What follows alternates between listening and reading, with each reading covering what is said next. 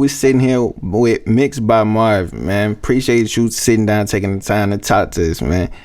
Hey, my boy from the West Coast too, by the way. So West Coast stand up.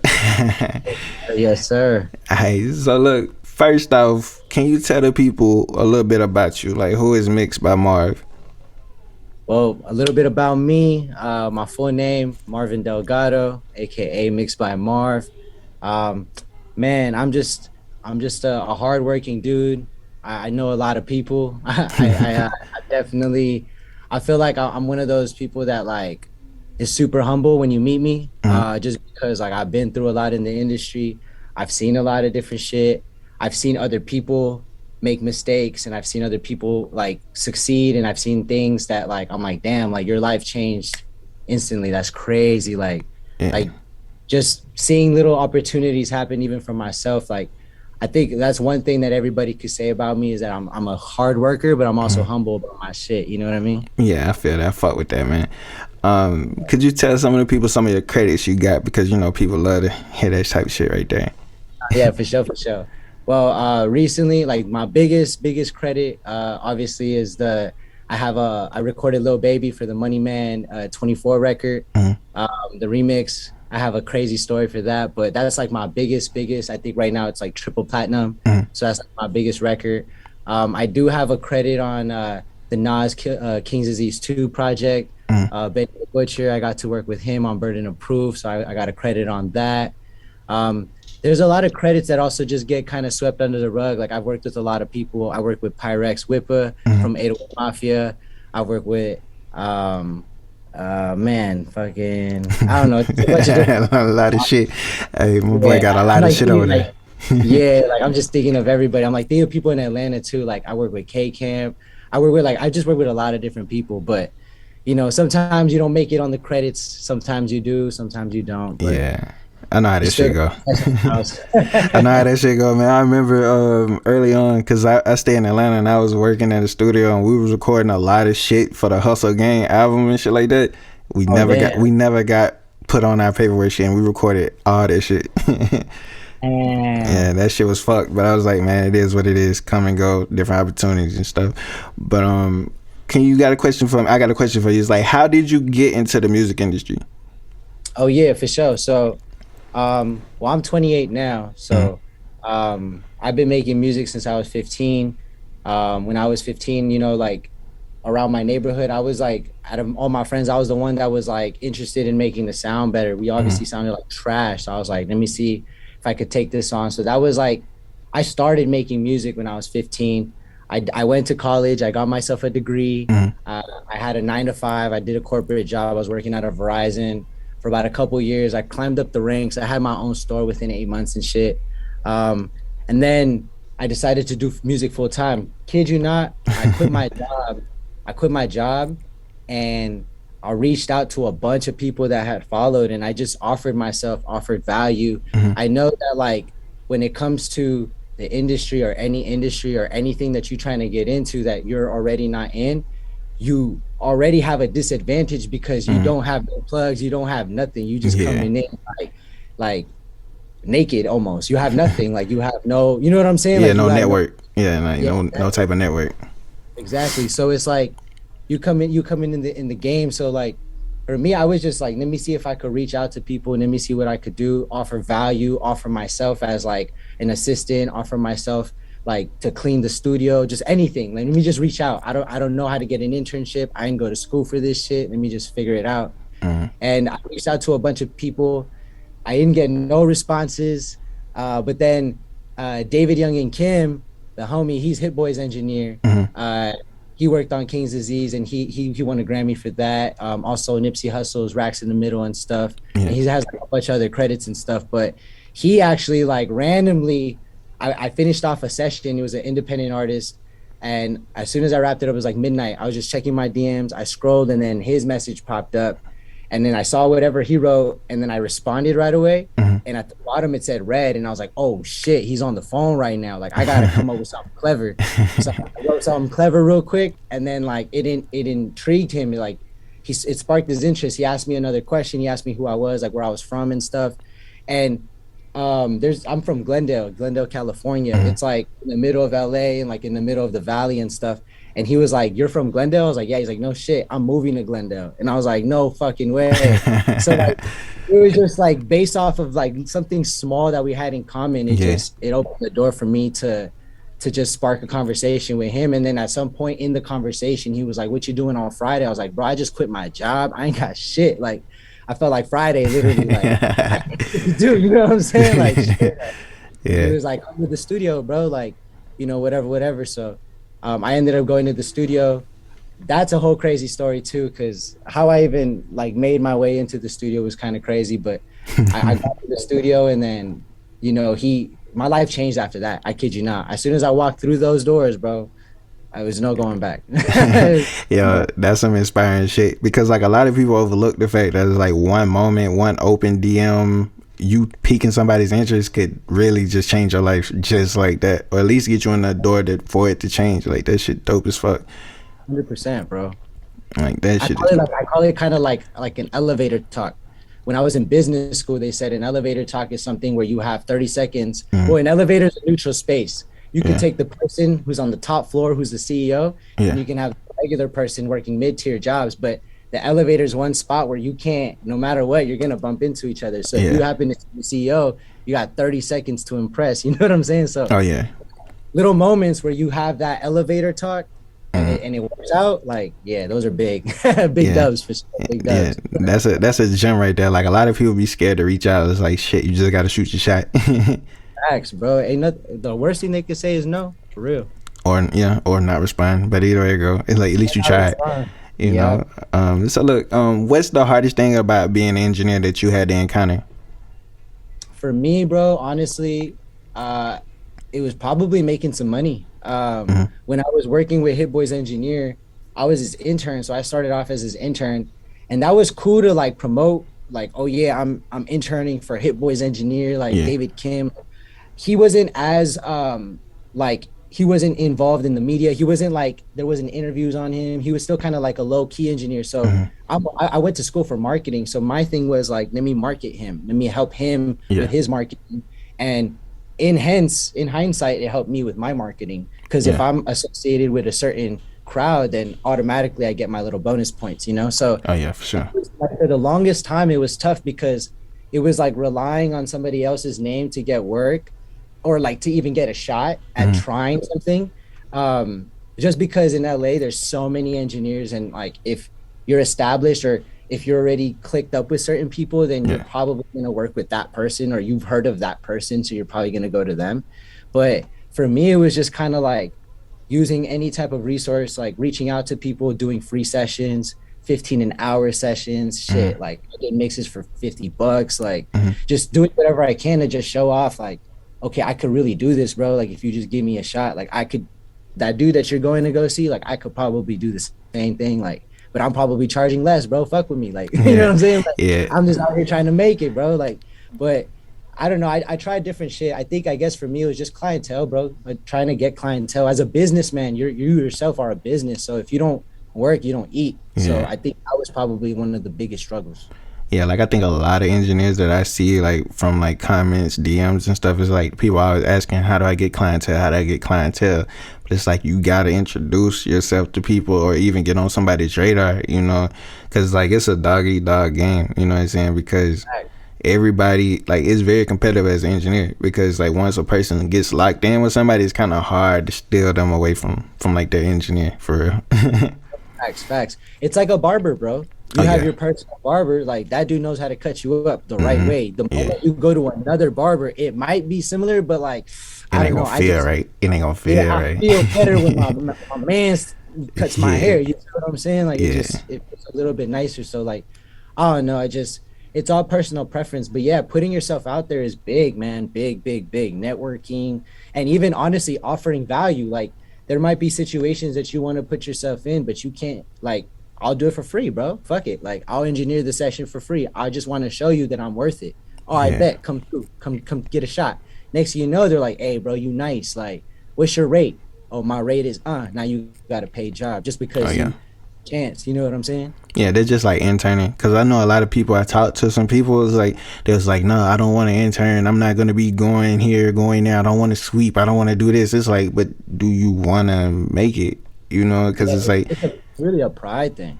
yeah, like a lot of people pride fucks them up or just keep them out of certain opportunities. And so it's like that's, yeah, I'm glad that you said some shit like that because like it'll hit different because you own the studio, run the studio, got the plaques and stuff. So like that should hit a little bit different.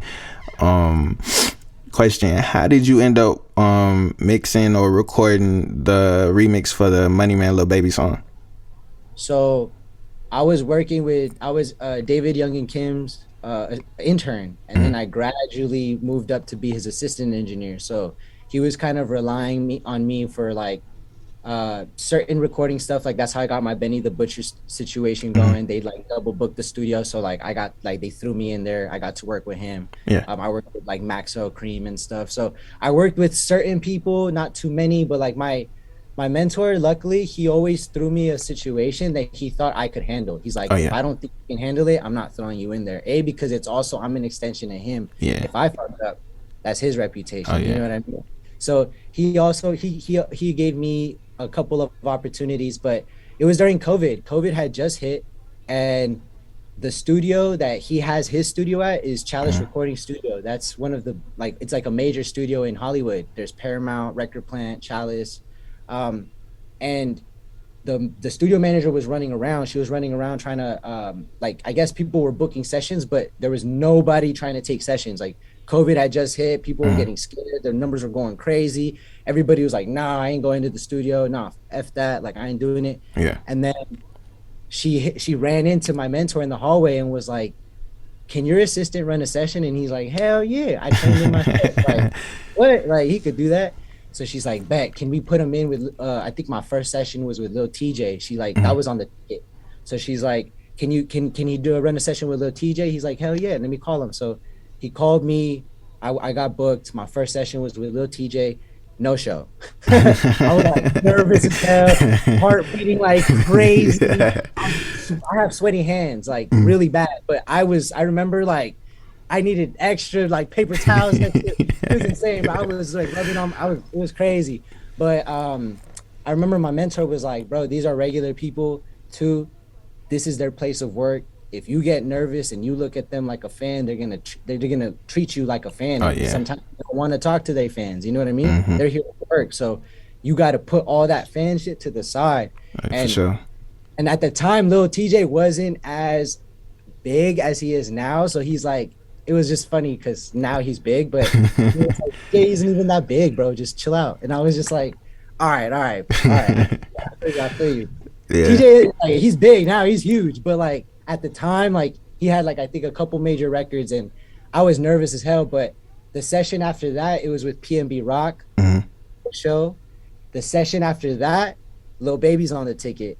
And I'm nervous. Like, I'm going Billboard, bro. Like you think about it, like I'm hitting like maybe 50 on the Billboard. Now I'm with like 30 on the Billboard. Now I'm number 1 on the Billboard. Like, yeah. What the hell? Like, and I just quit. Like, bro, like I just quit my job like maybe like 8 months ago type stuff. Like that's around when this was happening. So I'm like, bro, what? Like this is insane. And when I went, he didn't like. I got there at like 8 p.m. I feel like, and I was sitting there, bro, excited, gassed, got off the phone with my boy, bro, Lil Baby's coming, bro, I'm about to go crazy, like all this type of stuff.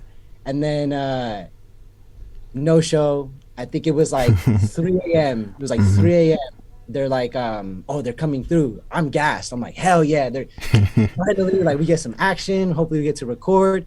The label had booked out 2 studios. I was the B room engineer. They went into the A room. I was really upset because I was like, fuck, like they're in the A room. Like, man, I waited this whole time and still no action. Yeah. So I'm in the studio. Next thing you know, it's like 5 a.m., bro. At this point, I'm watching Call of Duty videos. Like I'm watching like people play Call of Duty on YouTube. Like I'm bored, like just sitting there, like big ass console in front of me, bro. SSL console, just bored out of my mind. Like put me to work, you know? And my assistant engineer from the studio comes in and he's like, oh snap, Marv, you still here? Shit, like, cause they're all in A, you know? And I was like, bro, respectfully, if I could just go home and go to sleep now, like that would be awesome. It's 5 a.m. I'm tired. I've been here since 8. Like, can you ask them if they still need me? I know I got to stay here till 8 because it's a 12-hour block, but throw me a bone, bro. You know what I mean? Yeah. And he was like, let me go ask Lil Baby what's up. So he goes into the room. I guess Lil Baby was sleeping. He had yeah, I don't know. He was like, he was doing some stuff and he was sleeping. You know what I'm saying? And he had just woke up. So he had just woke up, and then my assistant goes up to him. He's like, baby, you got a whole other studio and engineer in there. And the 4PF artist, I think it was Dirty Tay or somebody was working at the time they were recording with the engineer that's in there. So he's like, he's just asking if you're going to use the room or if I could send him home, like what's going on. And then Lil Baby was like, he just woke up, stretched, and he was like, walked right in. Baby on the way. You know what I'm saying? Tell him baby on the way.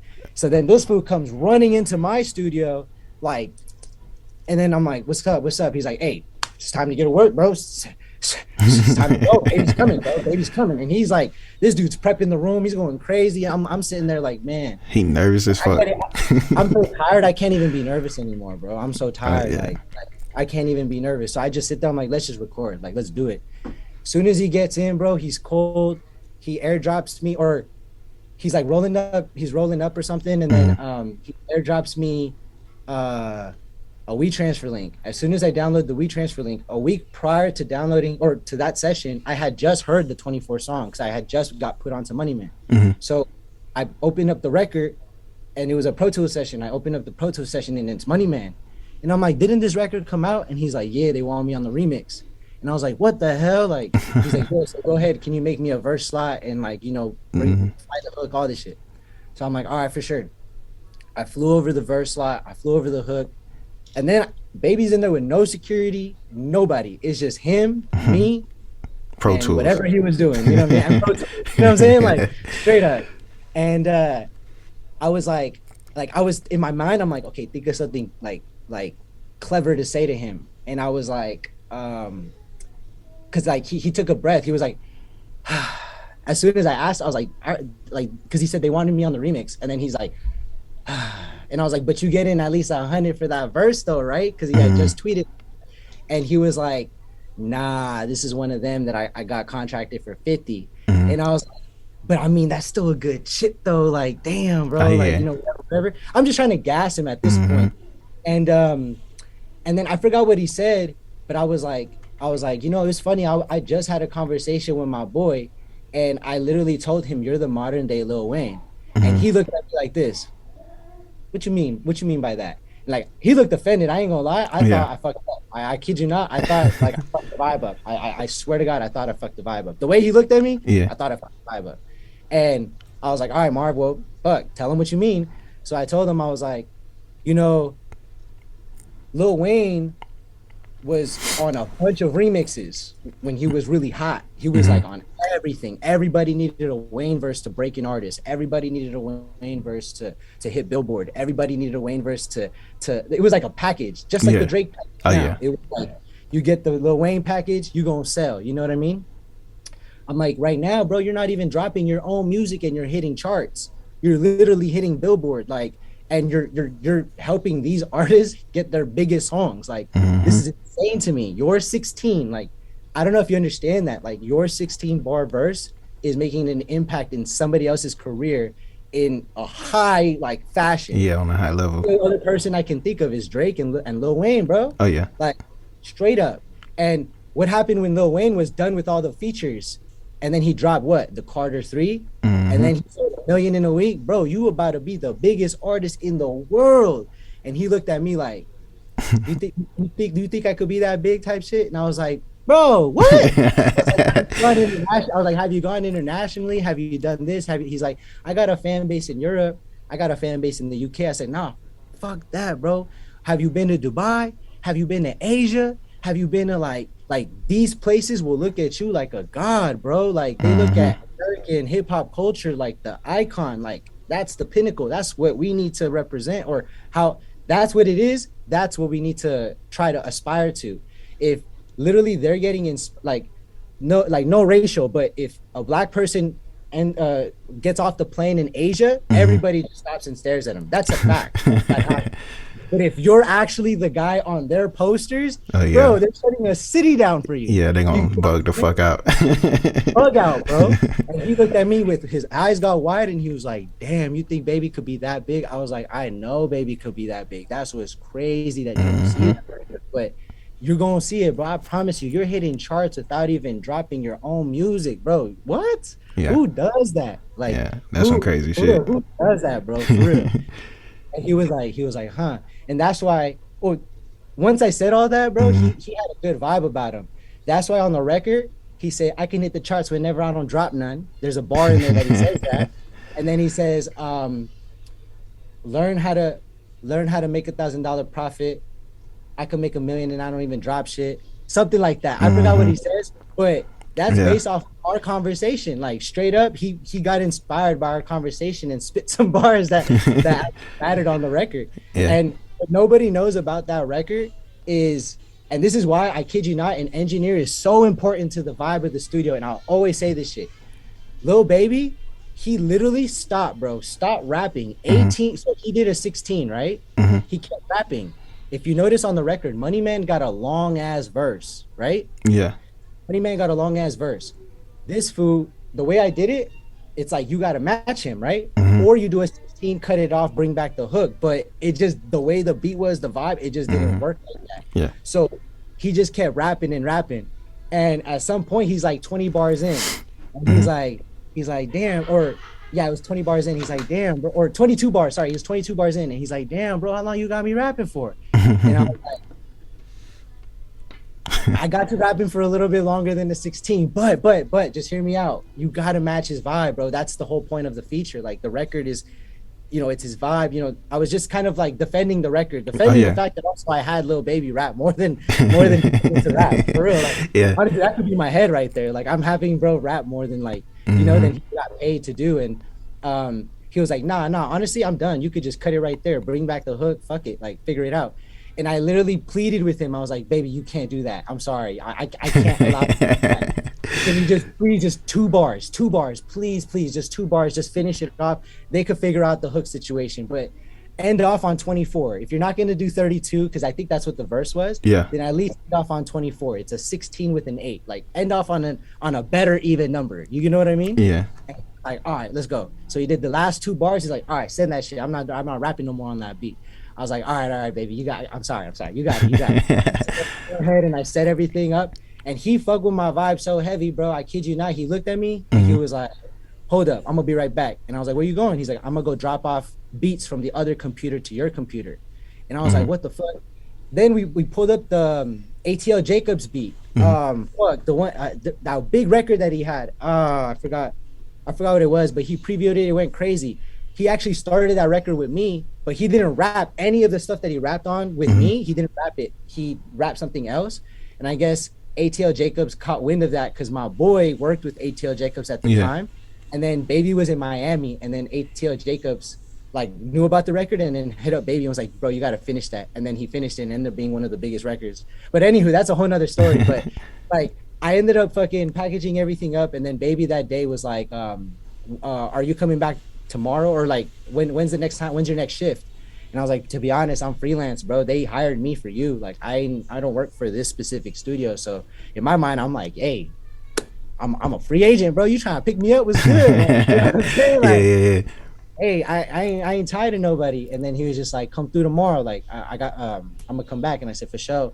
He gave me his number and everything. And then the next day it was some crazy shit, but he ended up not showing up to the session. But that's how I got the record. And then later Ghazi was hitting me up for the record like crazy. I remember he was blowing up my emails, and I was in some sessions. And then I remember, I sent it over, and I didn't get credit for it for a long time. For a year, I didn't get credit. And my mentor told me not to chase it. He was like, bro, honestly, just put your head down and keep working. You're gonna be a part of bigger records, but don't be chasing your credits. It's fine. Like you don't want to look thirsty and all that type of stuff. Annoy people by, yo, you didn't get my name, bro. What's up? Like, just work, let them like you for your work. So for a year, bro, I didn't even chase the credit. And then one day I was telling an assistant at another Lil Baby session a year later. And I was telling the assistant about that specific story. He was a no-show that night, but I told him, and he's like, honestly, you should just hit up Ghazi. Just hit him up. So then I hit up Ghazi randomly on the gram, and he saw my DM. It was like around 12:30, something about midnight, and messages worked for me. I don't know, but I sent it to him at midnight, and then he saw it. And I told him, I was like, can I still get credit as a recording engineer, bro? I recorded Lil Baby. We have email conversations like, what's up? And he was like, bro, I'm gonna get you on the credits tomorrow. Like, no problem. And then next day I submitted my application to get the plaque, and they're like, you've been approved already. Like, you was already in the system type. I was like, damn. This is one question that I think a lot of people gonna want to know, man. Does Lil Baby have a secret vocal chain, man? Nah, bro. Honestly, nah. He just uses a bit of tune, and you just got to get him to sound right, to be honest. For the most part, this is what a lot of people don't understand is when you get into the professional world, like the music industry, like the labels and all this type of stuff, there's levels to this shit. So there's a recording engineer, there's a mix engineer, there's a mastering engineer, the whole thing. If you've known bro for the longest time, but thing is, Lil Baby's always moving around. So he's working with so many engineers, and every engineer has their own sauce. So it's like, I don't have a sauce. I'm just to sound right. You know what I'm saying? Just make sure I don't sound bad. Like if I sound bad, I'm gonna be pissed. But other than that, like I'm probably gonna send it off to, I think it's Matt. Matt's his engineer. I'm probably gonna send it off to Matt to mix, or Jason Job, whoever the label decides to pay to mix. But for the most part, nah, bro. I when I recorded him, EQ, compression, maybe some de-esser, and then like another compressor. It's not too crazy. It's just whatever your chain is, you know what I mean? Like, as long as he sounds good. If you don't sound good, you're gonna let you know though, for sure. See, like a lot of people just automatically think, they be like, yo, Lil Baby got this preset. If I get this preset, I can get the clarity and this and this and this. And I'm like, no. Nah, bro, that's just engineering, bro. You just got to know what you're doing. You just got to know about frequencies. That's pretty much it. Because that's the thing. Like, you probably familiar seeing ads or shit on like YouTube of like the vocal presets and shit. You know what I'm saying? And like, that's kind of like the disconnect shit, because I went from like the studio shit to the YouTube shit, and when I got to the YouTube shit, everybody was on the preset shit, and most of them never been in the studio music industry type shit, and that was like a mind fuck for me, and I was like, that's crazy. Yeah, I mean, like, that's why I tell people sometimes, I'm like, bro, like, people have asked me to sell my own template to them, and I'm like, bro, like, that's kind of weird for me. Like, I'd rather just show you like the concepts of like how to get your recordings decent, so that you can send it to me to mix. But like I don't know, the template thing, like in my mind, I'm just kind of like, the template is not gonna show you the concepts of like what you're doing to your actual audio. Like your work, this is your intellectual property. You're recording into people pay money to go to the studio, so it's like you should know what's happening to your stuff. Like if you had a music video, you're gonna have comments on the edits. I don't like this effect. This shit's whack. Change this. You use this clip. Use it. Exact same. You're very integrated with the video process. Same thing with music. Some artists that don't know like what's happening in the studio get signed, and then eventually they end up having sessions, or I end up having sessions with them sometimes, where they're newly signed and they're like, hey bro, like can you turn up the mids in my voice? And I'm like, or can you turn off the mids in my voice? And I'll be like, oh sure. And I'll like cut some mids and be like, yeah, all right, cool. Like they'll lay down their verse and I'll be like, can you put it back on? And I'll be like, for sure. And I'll be like, yeah, it's just one engineer did that for me and I just like that. But they're educated on the mids. But that engineer probably took the time to be like, look, this is your voice. This is the low end of your voice. This is the low mid. This is the mid. This is air, basically, high end. You know what I mean? So like, if an artist understands conceptually what it is, if an engineer says they're engineering, but they're using presets and they don't understand conceptually what's going on, are you really engineering, or are you just pressing 3? you just pressing 3. You know what I mean? Yeah. And see, and like, what are your top 5 plugins that you go to, like your favorites? All the time? Yeah. Let's see. When I'm mixing or recording, because there's 2 different. There's a lot of people that want to know recording. Let's run recording. Okay, so Fat Filter, that's automatic. I love their EQ. Always use their EQ. I use our compressor for waves. I use the SSL E channel from waves. I use the de-esser, and then I also use the CLA 76. I think I named more than 5 plugins, but those Yeah. are the ones that I gravitate to the most. Like anytime I need compression or compressor or CLA 76. If I need Okay. EQs, go to honestly, the Pro Tools 7 band is not even that bad. People like don't like it or whatever because it's stock. Yeah. Nah, bro, that shit I've integrated it into my recording template and it hasn't left since I put it in there. So Yeah, I fuck with that one heavy. That's just one. That's like, I'm like, okay, this shit do the job for recording. I was like, if I want to switch it for mixing, I just switch it. yeah, exactly. There's better tools out there, but I love that it's no latency and it's a good EQ. You know what I mean? So you Yeah. can get people you can adjust the EQ frequencies as you're recording and it's chill. Like it's not like you're messing somebody up or anything. You know, stream boost and yeah. Oh, what the fuck? Yeah. And before we get out of here, man, if you had the chance to give like any advice to upcoming engineers, what's something you would tell them? Man, honestly, I would say through thick and thin, I think perseverance is key.